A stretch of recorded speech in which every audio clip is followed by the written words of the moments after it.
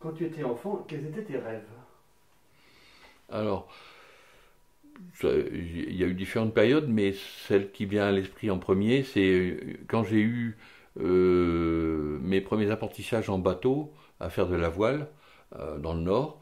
Mon premier souhait, quand j'ai eu terminé mon premier cycle de formation qui était donc j'ai obtenu un bac technique, ça a été l'envie de partir en Bretagne pour aller faire du bateau et d'en vivre. C'était à l'époque où Tabarly était au sommet de sa gloire, Alain Colas, les grands marins, les grands navigateurs, et j'avais qu'une envie, moi, c'était de partir faire un tour du monde. Le problème, c'est que bon, on n'en vit pas de tout ça, et donc je me suis heurté à la réalité, et mon rêve s'est envolé une fois que j'ai fondé une famille en me mariant. Et donc j'ai pris un boulot plus classique. Ce qui s'est passé en fait, c'est que vers l'âge de 20 ans, euh, de 15 à 20 ans, j'avais arrêté d'aller en vacances avec les parents. Comme j'avais découvert la Bretagne, j'ai commencé à y aller régulièrement dès que je pouvais, aux vacances de Pâques, aux grandes vacances, et j'y travaillais. J'allais donc dans un petit coin qui s'appelle Port-Mer, à côté de Cancale, et je m'étais fait des amis. Dans ce coin-là, j'ai commencé à rencontrer pas mal de gens.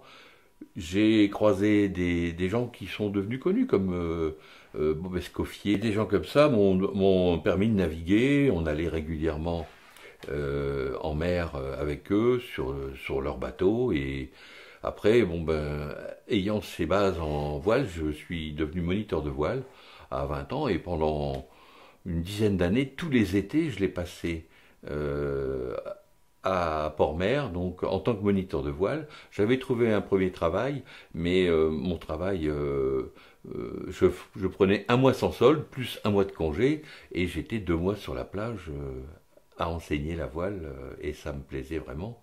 C'était vraiment euh, mon coin, Port-Mer, et j'y retourne encore régulièrement. Et c'est vrai, j'ai encore des amis là-bas, c'est vraiment un coin qui m'avait beaucoup plu. La mer, le vent, les huîtres. C'est peut-être aussi pour ça que aujourd'hui je suis à Metz.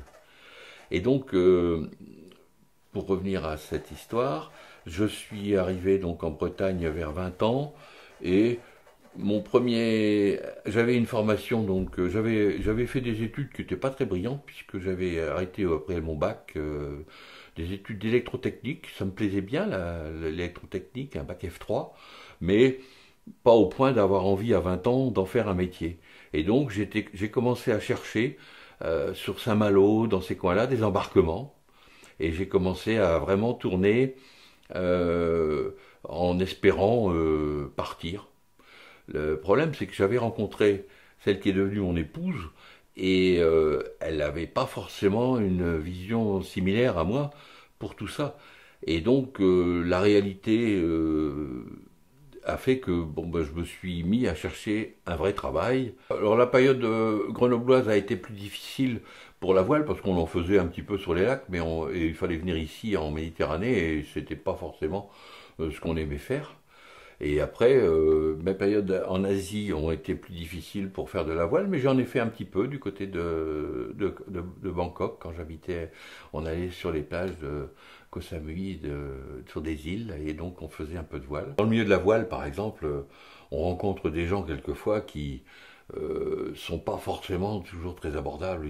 Ils se prennent pour Tabarly, alors qu'en fait, ce ne sont que des petits. Bon, moi, j'ai pas un esprit de compétition en voile. J'aime bien me faire plaisir là, on vient de vivre 4 jours avec les voiles latines. C'était formidable. Il y avait des gens de tout milieu, de toute forme, et ils étaient tous passionnés par le plaisir d'avoir retapé des vieux bateaux et des vieux gréements. C'était magnifique. Il y avait des petits bijoux de rénovation et d'invention qui étaient merveilleux à voir et à découvrir. Et donc ce sont des gens passionnés qui font ça, et ça m'a passionné aussi.